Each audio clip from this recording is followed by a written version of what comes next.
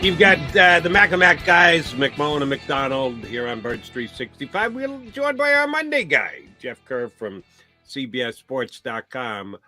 Did you get out to a game yesterday, or did you sit in front of the TV like the rest of us with remote control in hand, going from game to game to game to game to game? I had the 65-inch big screen down in the basement, Jody Mac, with 3 TVs all lined up. I got to use my NFL Sunday ticket package yesterday, and it was glorious. Nice. What is it? YouTube now. YouTube TV. Yep. That's the way we got to go. I'm glad. I'm usually at a game, but yesterday, yeah, it was a little bit weird to sit and watch everybody. Before I get into that with you, Jeff, I do want to bring up the Eagles first, and I want to bring up the Avonte Maddox injury. Jody and I were talking about to start the show.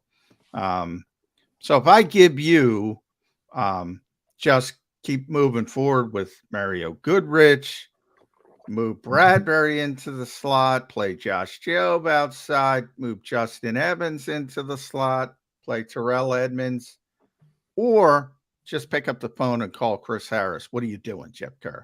You're Howie Roseman. I'm picking up the phone and calling Chris Harris. No disrespect to Mario Goodrich, but he was picked on a lot on Thursday night, and he will get better, but the quarterbacks the Eagles facing are going to target him. Kirk Cousins is a good quarterback, and I know a lot of his damage was done after it was 27-7, but you're going to pick on Mario Goodrich a lot. They picked on Josh Jobe a lot Thursday night. And these are young players, but if I'm the Eagles, I got to get a veteran in there. You got to get some depth at slot cornerback. There's no doubt about it. Johnny, do us a favor while I ask Jeff the next question here. See if you can get last year's PFF rankings. Yeah, it wasn't good. Wasn't good for Chris. Yeah. Again, at one point, he was a really good slot corner. I don't know if he's got anything left in the tank. I just ran this by John. Let me bring this up with you again, something we discussed in segment number 1. Sidney Brown can't seem to get on the field for any snaps. That's even with Reed Blankenship out of the lineup. The Eagles seem scared and or nervous to put him out there. Nolan Smith has gotten like 13 snaps in 2 weeks and hasn't played at all. And I'm not buying into they're protecting his shoulder thing, because they're playing him on almost every special teams coverage unit that you can. So if he's got a bad shoulder, then you just sit him, you deactivate him, you protect him. You can't say we're protecting him and then play him on every single special teams. Is it just, as John suggested, the Fangio defense? Is this Sean Desai being a little bit more nervous to play rookie players? Why do you think 2 guys who, again, going with what John tells me and all the other guys who are there every single day for the preseason practices, flashed at practice, made some big plays, showed up, showed off, they can't get on the field here? Why is that for the Birds' first 2 games? Well, my honest opinion is because they played 2 games in 5 days. And I don't think Sidney Brown was ever in the plans to play the first 2 games, just because you play that first game in New England, you have a quick turnaround, and they barely practiced last week, if they really practiced at all. So you're setting a game plan up, not just for New England, but for Minnesota too. Well, it's hard to get Sidney Brown or Nolan Smith into that so-called game plan. I mean, now Nolan Smith did play a little bit against the Patriots. He was in on a couple third downs late in the fourth quarter. But overall, I did not expect either of them to play much. I didn't expect Tyler Steen to play at all. The only one I expected to see significant time was Jalen Carter, and you can see why. But I would bet at least Sidney Brown gets a lot more of a look going into Monday night. Yeah, extra time. Who knows? This might be the week to take the shrink wrap off Sidney Brown. It is a road game, though. But I think, to Jody's point, it's different. They have no problem playing Jalen Carter because Jalen Carter's Jalen Carter.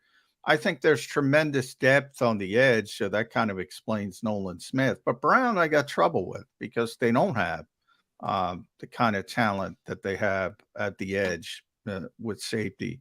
And I think he could help this team. So we'll see how quickly they can get him up to speed. You were talking about the games yesterday, though, Jeff. I got to tell you, man, things can change, but the Dallas Cowboys look awfully good to me, man. Now, this league's about attrition. You just saw it with the Eagles and Avonte Maddox. They could lose Micah Parsons. That would drastically affect their team. Tony Pollard would drastically affect their team. A lot of things can happen. But when that team is up at full strength, as they are now, that's a pretty good stinking football team, Jeff Kerr. And they weren't even at full strength yesterday. They didn't have Brandon Cooks in that game, and they still were able to put up 30. I'll say this with the Cowboys. Not that I wasn't impressed. I expected them to win that game yesterday, and I expect them to win big. I was actually shocked their defense gave up a long touchdown to Zach Wilson. I know it was a blown coverage and a missed tackle, but I'm actually kind of shocked. I thought they were going to shut out the Jets yesterday just because the matchup in the trenches totally favored their defensive line against the Jets' offensive line, but Cowboys are good. They're a very good football team, but they're usually very good in September. And there's an interesting stat I found with the Cowboys. So 11 teams have outscored their opponents by 6 points out of the first 2 weeks. None of them made the Super Bowl. So maybe they can break that streak. Yeah, I got to eat some crow here this morning because I kept telling Cowboy fans I'm not sure that they're that much better. They did go out and get an upgrade at wide receiver and at cornerback, but I thought they took a step backwards at tight end, at play caller, and at kicker. Well, both of their tight ends caught touchdown passes yesterday. The Cowboys have scored 70 points in the first 2 weeks, so I'm having a tough time putting McCarthy on blast. And the kid, Aubrey, whatever the hell his last name is, kicked 5 field goals yesterday, one of which I think was 55. So the 3 areas where I thought they might have gone backwards, they did just fine the first 2 weeks out. So that's why, yes, the Cowboys have. I might call the Defensive Player of the Year voting after yesterday. He's got to stay healthy, but boy, Mike is just woof. The key stat for Dallas through 2 games is, and I tweeted this yesterday: 7 takeaways, no giveaways. You're 2-0. Yeah. No, that'll do it. And they kept they haven't thrown the ball much down, and maybe with Coach out of line, that's part of it. But it's nobody right now. Nobody looks like they can cover CeeDee Lamb. He just gets open on almost every single play, and even if it's an 8-yard pass, you let him run for 5 more. First down, move the chains, and the Cowboys are back knocking on the door for a touchdown. You mentioned you thought that the Jets were going to get shut out. What are the Jets going to do? Because they can't in good conscience. I like Robert Saleh. I know you're a Hard Knocks guy too, and I thought he was very good on it. But different coaches have different styles, and I understand different players need to be handled differently. Can they go kicking the pants to Zach Wilson at some point? Oh, he's growing. He's hardworking. He's got a great attitude. He works at it. He learned from Aaron Rodgers. He stinks. How about we say he stinks, and how about you tell him he can't stink, and how about a little tough love instead of another pat on the back after a 3-interception game? What the hell are the Jets going to do with Zach Wilson? They shouldn't play him. If you want my opinion, Judy, he was the worst quarterback in football the last 2 years for a reason, and he looked every bit of that in the second half yesterday once that team got down. And they got to do something. What does it say about Carson Wentz that he can't even get a phone call? As far as we know, he can't get a phone call. Like, he can't be worse. Yeah, nobody even talks about Carson. Anytime you see anything about Carson, you know it's a plant from his agent. Oh, veteran teams waiting for it. No, nobody's reaching out to Carson Wentz. No, that's a shame. I think you got to trade for somebody. I mean, so someone's got to be available. Jameis Winston, maybe. You can't go with Zach Wilson the whole year. Yeah. Every once in a while, I'm going to play devil's advocate, but every once in a while. But by the way, I don't think people know how much the Philadelphia Eagles loved Zach Wilson coming out of college. They loved him they did. Coming out of college. I mean, loved him. They thought he was going to be a star quarterback. He threw that one pass to, I think it was Lazard on the sideline. Looked like a catch. He didn't get the second foot in. Ultimately, and I think there was a penalty anyway. So either way, but just the throw, it was like, wow. There's not a lot of guys that can make that throw. Stop with the arm talent. Well, arm talent's nice. You got to be an NFL quarterback. What I'm trying to say is, and I know it's Jets, I know it's close to you. What I'm trying to say is Justin Fields as well. young quarterback's got to be in the right situation. I wonder what he would have been with Andy Reid. I always wonder that. I wonder what he would have. I wonder what Justin Fields would be with Andy Reid. Even here with Nick Sirianni, and they had Shane, they had Brian Johnson, Kevin Patullo, all these offense. But boy, situation matters so much for young quarterbacks. And I think people go, Zach Wilson stinks. He does stink. Objectively, he stinks. On the field, Justin Fields, he stinks. But I really think those organizations did a disservice to those young quarterbacks. Am I wildly off base? No, I would have liked to see a guy like Zach Wilson, Justin Fields with Shane Steichen as well. My issue is, too, Nathaniel Hackett. I know that's Aaron Rodgers. He stinks. He stinks. Yeah, he should not be a coach in this league. I'm sorry. He was terrible in Jacksonville. He was terrible in Denver. Russell Wilson is amazingly better all of a sudden at playing football, even though the Broncos are 0-2. He's still amazingly better.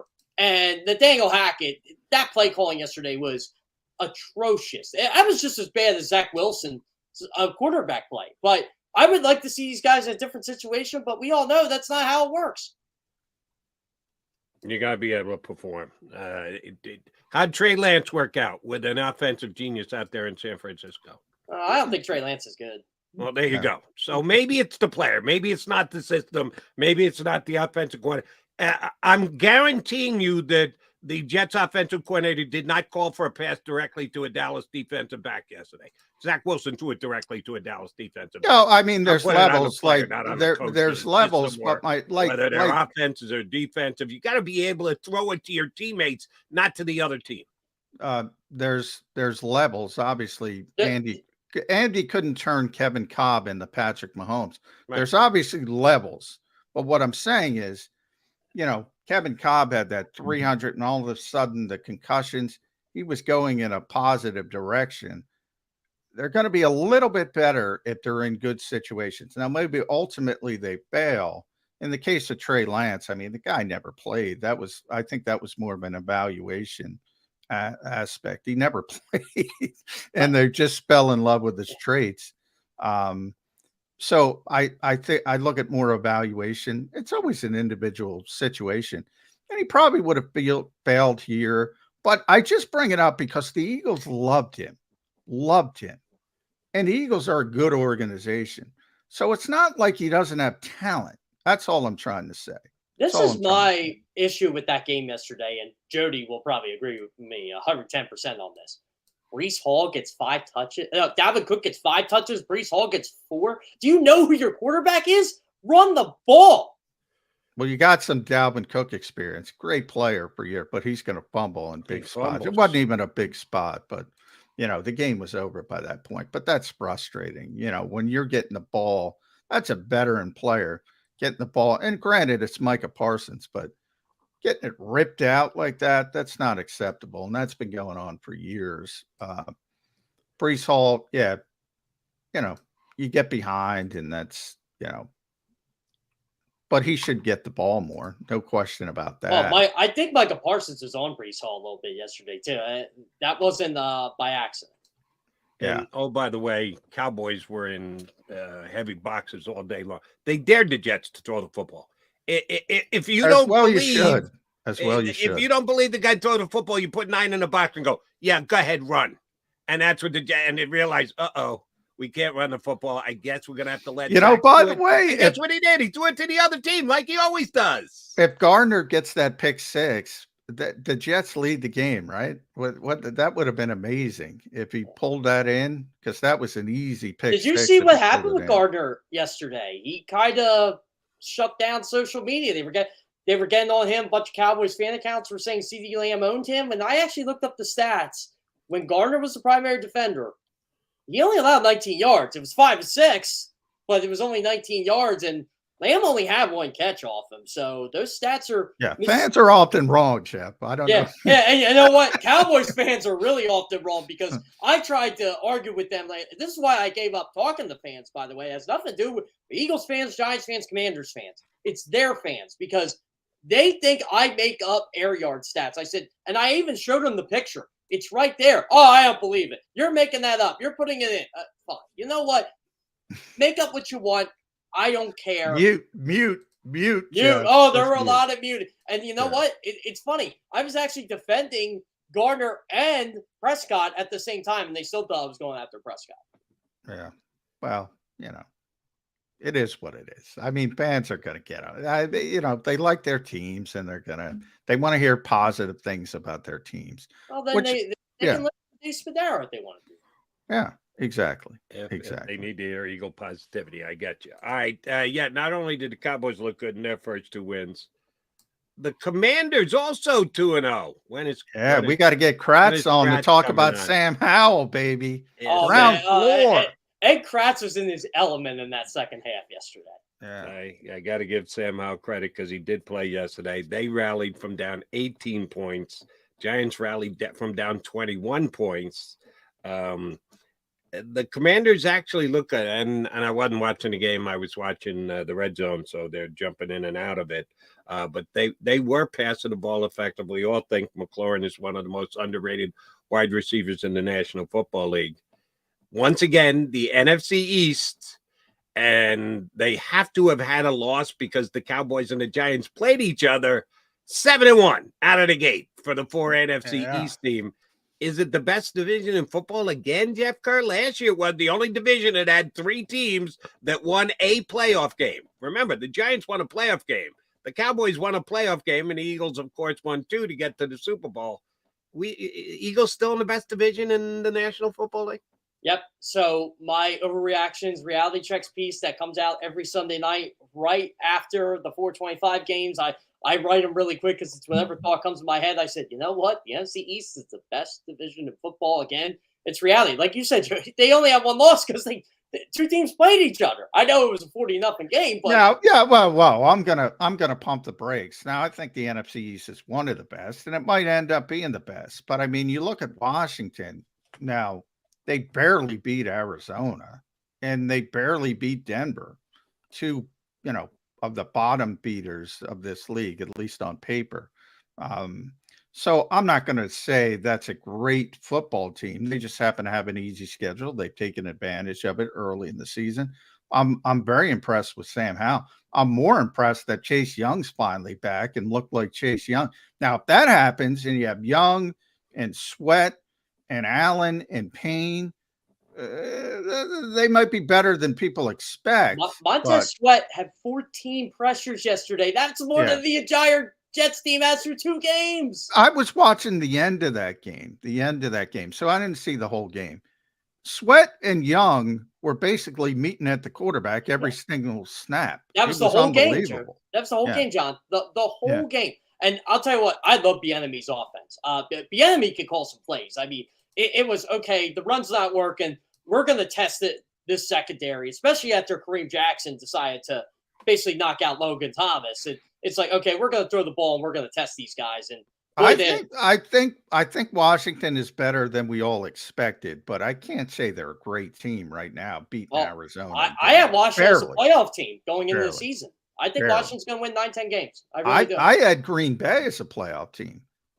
Now they lost in Atlanta, who's another 2-0 team. They blew it though. These young quarterbacks, I'm most impressed with Jordan Love. I am. I think he can play. Jordan Love is good. I'm going to say that right now. I don't know what happened in that 4th quarter, but for some reason, Green Bay and Mike LaFleur just decided to, Matt LaFleur, sorry, wrong LaFleur.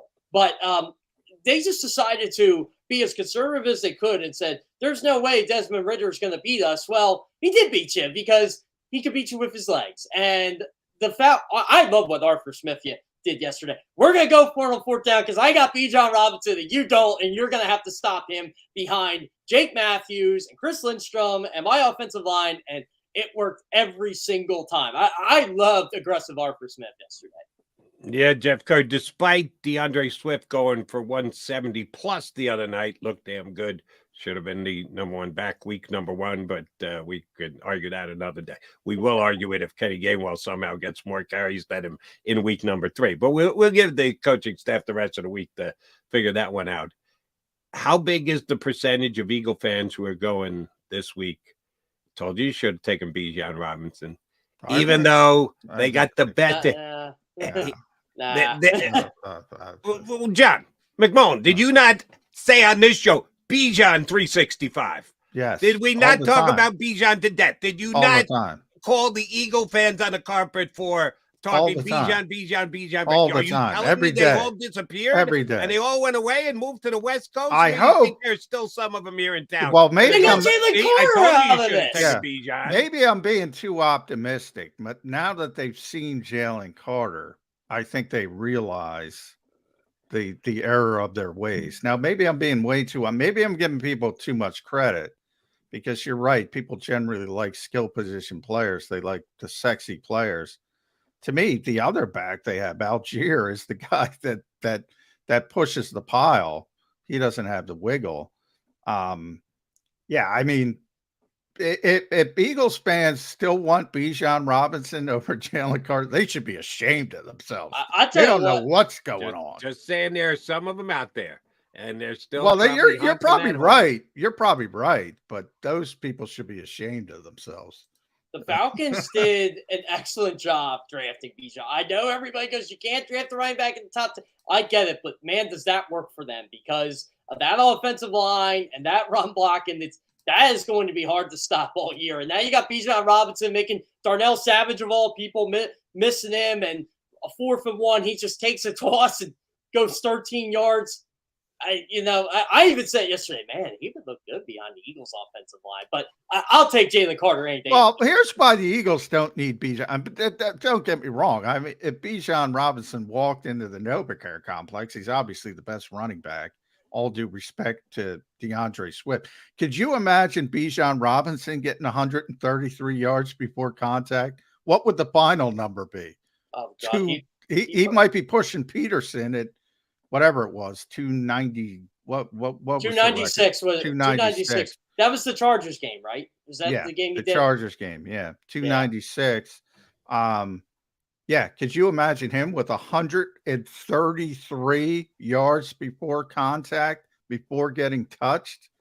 Boy, that would be scary. I'll tell you what, Bijan is already a top 5 running back in the NFL, John. He is. And I've never doubted the kid's talent. I said it's not value. And from the Eagles' perspective, I cover the Eagles. I know how the Eagles think. They're not taking a damn running back at 8 overall, 9. For them, it would have been 10. And luckily for these fans, the Bijan truthers, they never got the opportunity. If you think they were taking Bijan Robinson over Jalen Carter, you don't know a thing about this organization. And they just traded, they just traded a 4th-round pick for DeAndre Swift, who balled out last week. Yeah. Quick question, John. Did the Eagles get every decision they make right? No. Okay. But they believe it's about what they believe. I understand, but my point is Howie Roseman, you're telling me, would not have picked Bijan Robinson at number 9. He would not have picked him. Does that mean that Bijan Robinson doesn't deserve to go at number 9, or just the Eagles believe he doesn't go? The Eagles don't believe he deserves to go at number 9. The Eagles can be wrong. They're not often wrong. They hit at a higher percentage than a whole bunch of organizations. They're wrong a bunch of times. But they do not bat 100%. I got to cover Adrian Peterson. It's very hard for me to project Bijan Robinson as a better runner than Adrian Peterson. All around, because I've never, all around maybe, better runner. I've never seen a better runner than Adrian Peterson. I think you got to go back to Jim Brown. That's pretty good when you're a rookie, when you're comping a guy to an undoubted Hall of Famer, first round ballot. That's pretty good to be able to jump into the league. Adrian Peterson led the league in rushing his rookie year, didn't he? Yeah. I love you, Jody, but you're not letting me finish my point. My point is, yes, I'm in hindsight. I saw Adrian Peterson at his level, and it didn't freaking matter. It didn't freaking matter. You can't, and that was even, it was more geared toward, he wasn't the MVP as a running back. It was still more geared towards more teams felt the running game was important. Now it's shifted even further. If you're building a team around a running back, you're doing it wrong. Now, could the Eagles, by the way, forget about Jalen Carter.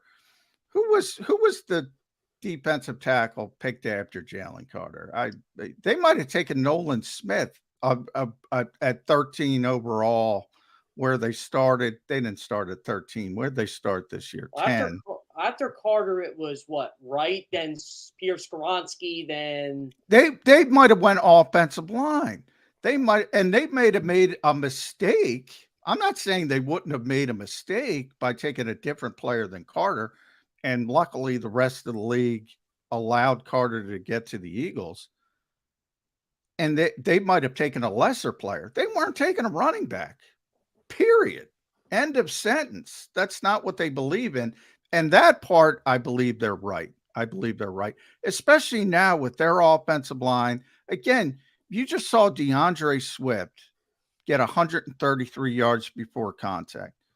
And that quarterback in the manipulation of spacing and defenders. I said it all spring on Bijan 365. This team doesn't need Bijan Robinson. Other teams probably do need him. The Falcons needed them, and they had Tyler Algier, and they still needed them. But, they're not going to win anything with building a team around a running back. Desmond Ritter was awful yesterday, by the way. I mean, he showed up in the fourth. He's not great. He's not great. No, Jet threw 4 picks yesterday. Yeah. All right. The only point I was trying to make was, if the Eagles decided that Bijan Robinson wasn't worth the pick that high, and man, they take Jalen Carter, you can't argue with the results of the pick the Eagles made, but it doesn't mean that Bijan Robinson wasn't worthy of a pick that high. The Eagles might not have Eagles. The Eagles may evaluate running backs that way. It doesn't mean that other teams in the league can't say, yeah, we'll take him here and then have it prove to be a good pick. I think the kid is that talented. The Lions took a running back at 12. I mean, there's a lot of teams that don't think the way the Eagles think. I mean, there's a lot of teams. Now, the problem is, if say the Bears came to their senses and took Jalen Carter, and the Eagles were left to make that decision, which they, weren't because Atlanta took them. But then you start talking, would they have taken Bijan Robinson, or would they have taken Peter Skoronsky or Lucas Van Ness, or insert name? It could be Darnell Wright. It could be Broderick Jones at positions they value. Could have been Gonzalez. Then you would have had a controversy, because they would have taken one of those other players. Might have even been Nolan Smith. They love Nolan Smith. Christian Gonzalez is going to be. Except they won't put him on the field for the first 2 games. They may love him long term. Yeah, but it's about more than it's about more than 1 year for them. But my whole point is, they probably would have gone. Not probably. They definitely would have gone in a different direction. And then there'd be a huge controversy, because they'd be getting a player who wasn't Jalen Carter, and then Bijan would be Bijan, and then it would have been a huge controversy. But I think most Eagles fans are savvy enough to know they made the right decision. And they never had a chance to get Bijan anyway, so the whole point was moved. Yeah. Right. Bijan came off the board before they ever selected, but I'm with John that they wouldn't have taken him, but that's the Eagles. And it annoys me to people that you can't take a running back that high. I think a year from now, I think 2 years from now, I think 5 years from now, we're going to look back and go, yeah, that was a nice pick of Bijan Robinson at number. What did he go? 9? 8. Right. And Eagles went 9. Yeah, I think he's going to merit being the 8th pick in the draft.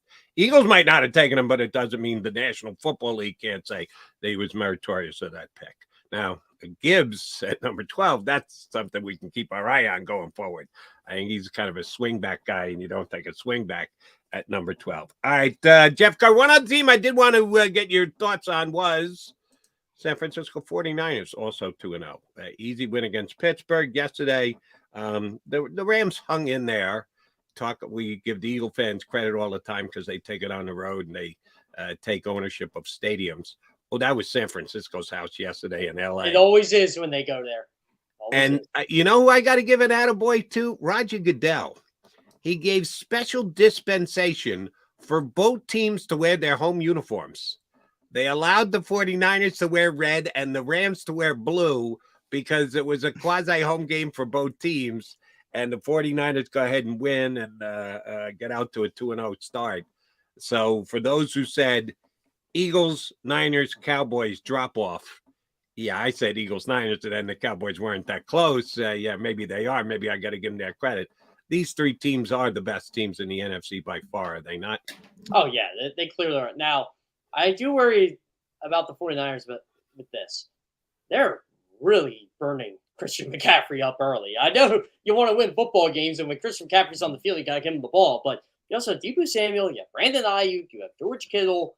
You don't need to be running Christian McCaffrey this much early in the season to beat the Los Angeles Rams. But I think the Rams might end up being a little better than maybe I thought they were going to be. I thought they were going to be like They're already better than I thought they were going to be. How about this kid Nakua? Nakua. I drafted him in Lord. every league, every fantasy league this year, John. And I got 10 dynasty leagues. I'm cashing in on him, baby. Very nice. I had to start on week 1 because I had a bunch of injuries, and he ain't coming out of the lineup. No, they might have something when Cup comes back and they have both of them. All of a sudden, yeah, I got to give Sean McVay a little bit credit for scheming that up. And Matthew Stafford looks healthy; he can still play. So that's a game that you thought, oh, the Eagles will kill the Rams. All right, but did you see they bench Cam Akers like he was in the game plan all week? It's like you're not playing. Yeah, something's going on there, but they'll probably trade him to Kevin O'Connell and Minnesota. By the way, poor Alexander Madison. That's disgraceful. Yeah, people are disgusting. Yeah. It's a football game. I mean, he played poorly. You could say he played poorly. That's so fine. The offensive line. Yeah, exactly. But that's disgusting. And by the way, on Sean McVay, who the Eagles have coming up in just a couple of weeks. He can play the Rams. It's a little bit tougher than people expected. Might be tougher, but let me ask you a question about yesterday's game. 4 seconds to go, down 10 points. The Rams line up for a field goal. And the spread on the game was either 7 or 7.5. Luckily, I had it at 7. But I was ready to cash that ticket, and he's kicking a field goal to cut the deficit to 7. Hello, you lost, John McVay. What the hell are you thinking? Who in that organization or what prominent member bet on that game that Sean McVay had to cover for him? Yeah. Who knows? You might be right.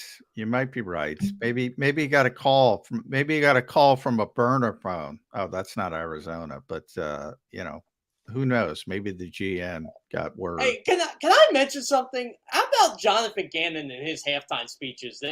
That fire in the gut must not be working because they fire in the gut. I didn't see the halftime. Oh man! Oh yeah, they had like a Cardinals All Access thing, and I was on the All City version for Phoenix. It's just been established for a couple of years, and we were kind of making fun of the whole fire in the gut thing. I did that. They should probably stop doing those things. Especially with him, it's his face is priceless. When Daniel Jones is just kind of torturing him. I'm like, dude, you were torturing Daniel Jones the whole first half, and now you're letting him just do what he wants. You're just letting him go deep to Jalen Hyatt. Like, what do you tell this team at halftime? The Giants were outscored 60-0 through 6 quarters, and you let them win. Yeah, I look. People are going to get on me. I'm not.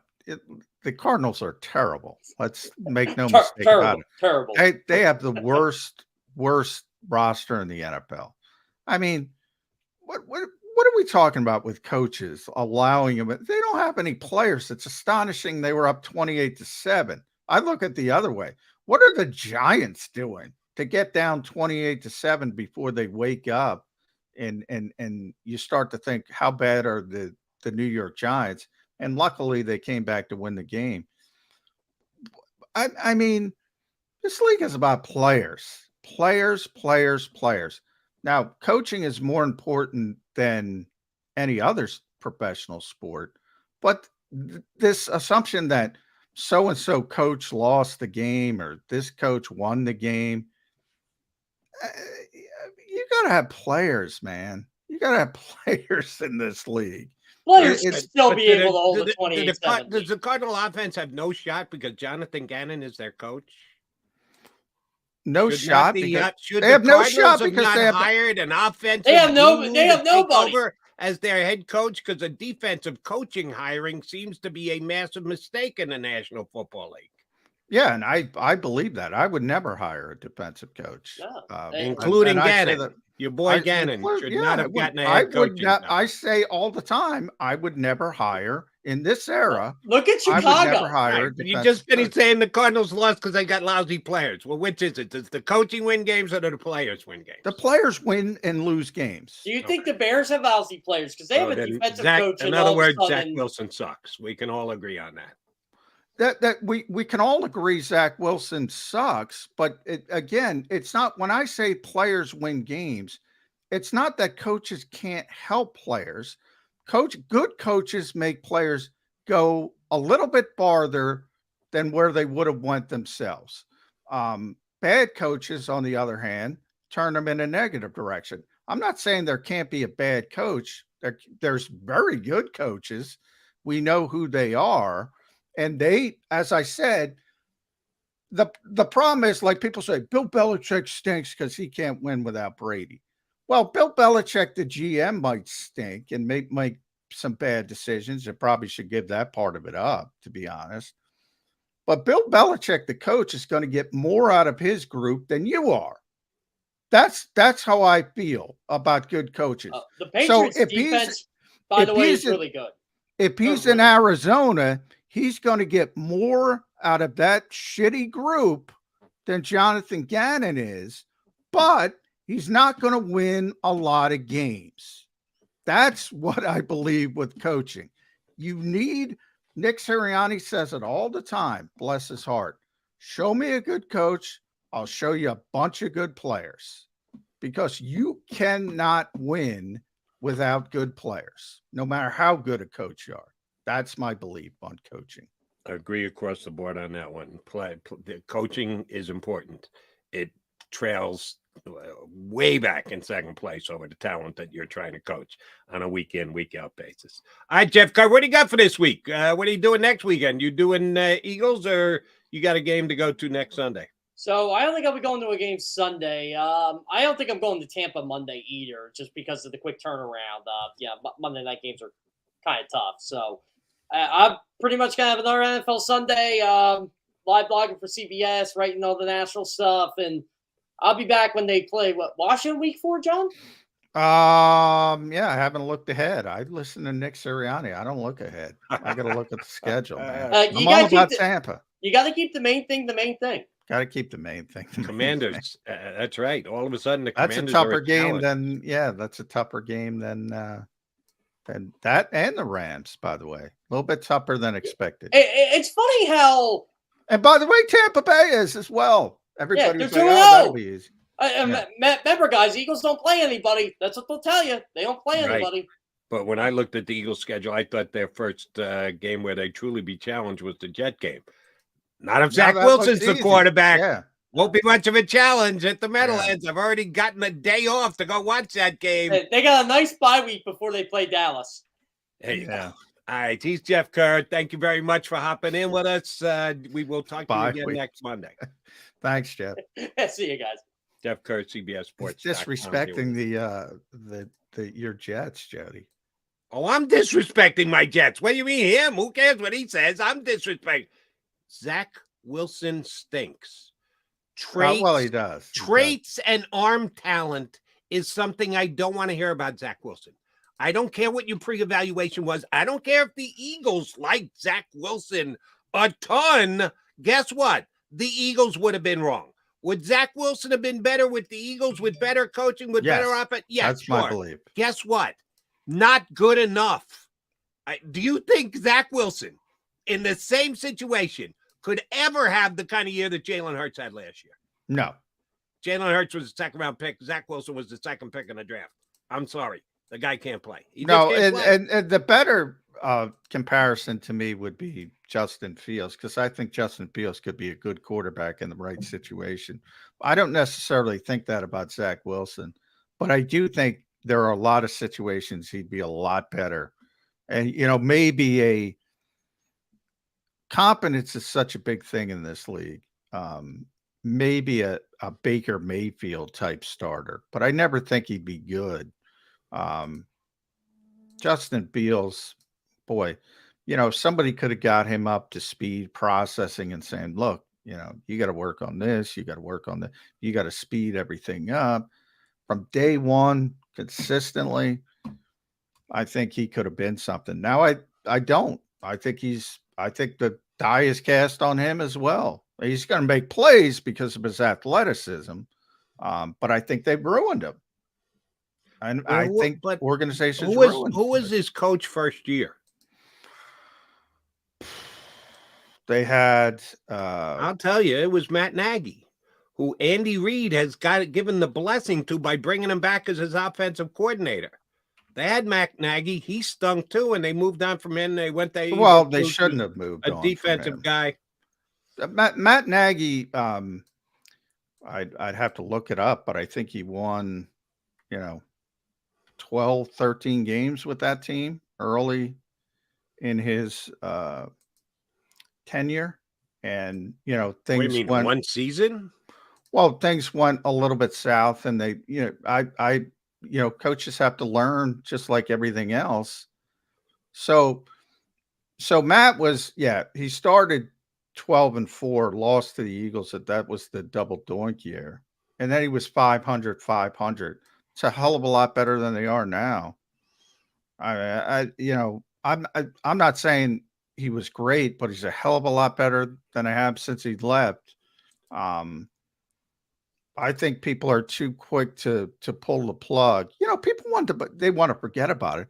But you know, Jody, people wanted to pull the plug on Nick at 2-5 because he had a bad first press conference, and and he said flowers, you know, we're going to bloom, and people are throwing jerseys at him in Las Vegas, and Dom's got to, you know, protect him. People want to forget about that and act like it didn't happen. You got to let these guys grow. I always bring up startup costs. You know that. There's startup costs with freaking coaches and GMs as well. And I talk it all the time with these young GMs in that division specifically, because there's two of them. Ryan Poles, there's really three of them. Ryan Poles has stunk out the joint. Kwesi has stunk out the joint, and Brad Holmes has been pretty good. But even he's made some questionable decisions. Does that mean they're going to be bad forever? No, they're probably going to learn from their mistakes and get better if they get the opportunity. Right. And they probably won't. In the case of Ryan Poles, probably won't. From the day you were hired, the clock starts to tick. You can build in some time. It's going to take not a ton of it, because you're on the clock. Day number one, you're expected to get trending in the right direction. Some organizations will give you more time than others, but you got to start to deliver right away when you're in that position as a general manager of a team. I'm John McMullen. I'm Jody McDonald. Keep it right here on Birds 365.